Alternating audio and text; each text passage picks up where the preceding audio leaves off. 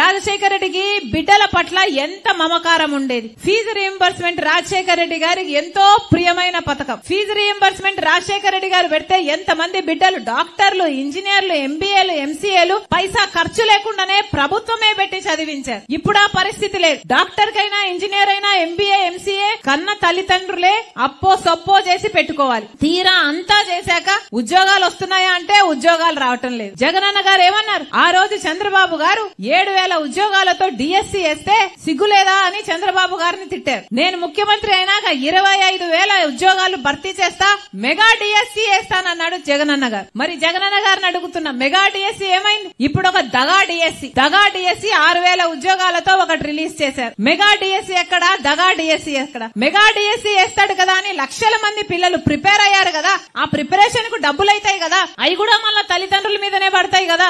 అంతమంది అంత టైం పెట్టి, అంత శ్రమ పెట్టి, అంత డబ్బులు పెట్టి ప్రిపేర్ అయినాక లక్షల మంది బిడ్డలకు ఇప్పుడు డిఎస్సీ లేదట. 6,000తో ఇప్పుడు చిన్న డిఎస్సీ వేశారు, దగా డిఎస్సీ. అది కూడా ఎప్పుడేస్తారు? ఈ ఉద్యోగాలు ఎప్పుడొస్తాయి? 6 నెలలు పడుతుంది ప్రక్రియ. ఎలక్షన్లేమో 2 నెలల్లో ఉంది. నోటిఫికేషన్లు ఇస్తే మాత్రం ఈ బిడ్డలకు ఉద్యోగాలు వస్తాయన్న గ్యారంటీ ఏముంది? రేపొచ్చే ప్రభుత్వం ఏమి చేస్తుందో? వీళ్ళైనా గాని బిడ్డలను దగా చేయడం కాకపోతే ప్రతి సంవత్సరము జనవరి 1న జాబ్ క్యాలెండర్ విడుదల చేస్తామన్నారు. ఎన్ని జనవరి 1లు అయిపోయాయి? మరి మీకు కనిపించలేదా జనవరి 1? సంక్రాంతి వస్తే మంచి మంచి బట్టలు వేసుకుని సంక్రాంతి పండుగ చేసుకుంటారే, మరి జాబ్ క్యాలెండర్ సంగతి ఏమైంది? కనీసము మన ఈ 5 ఏళ్లలో ఒక్కసారి కూడా గ్రూప్ 1 నోటిఫికేషన్ రాలేదు. అంటే ఆంధ్ర రాష్ట్ర బిడ్డలు ఎవరు గ్రూప్ 1 ఉద్యోగాలు చేయడానికి అర్హులు కారా? ఈ బిడ్డలకు ఉద్యోగాలు అవసరం లేదా? ఇక పాదయాత్రలు చేసినప్పుడు జగనన్న గారు ఎంత మంది అడిగితే అంతమంది షుగర్ ఫ్యాక్టరీ అంటే షుగర్ ఫ్యాక్టరీ తెరుస్తామని చెప్పాడు, ఉద్యోగాలు ఇస్తామన్నాడు. రెగ్యులరైజేషన్ కోసం ఎంత మంది వస్తే అంతమంది అవుట్ సోర్సింగ్ వాళ్లకు మాటలు ఇచ్చారు. మా ప్రభుత్వం వస్తే మీకు రెగ్యులరైజ్ చేస్తామన్నారు, పర్మనెంట్ చేస్తామన్నారు. ఎన్ని మాటలు ఇచ్చారు? ఒక్కటంటే ఒక్క మాట అయినా నిలబెట్టుకున్నారా? మరి ఇదేనా రాజశేఖర రెడ్డి గారి ఆశయాలను నిలబెట్టడం అంటే?